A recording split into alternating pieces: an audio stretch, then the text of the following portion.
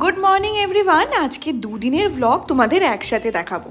সকালবেলা অফিস যাওয়ার আগে ব্রেকফাস্ট বানিয়েছি। আমার তো ব্রেকফাস্ট মানে ওই একই, চেঞ্জ শুধু অমলেটের জায়গায় এগ ভুর্জি। আর আজকে কতদিন বাদে আমি নেল পলিশ পরলাম। এক সময় এগুলোর এত শখ ছিল, এখন সময়ই হয়ে ওঠে না।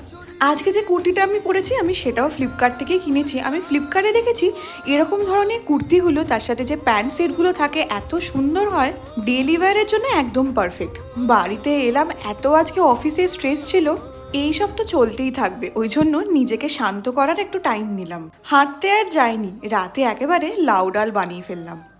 পরের দিন সকালবেলা ওই একই অফিস।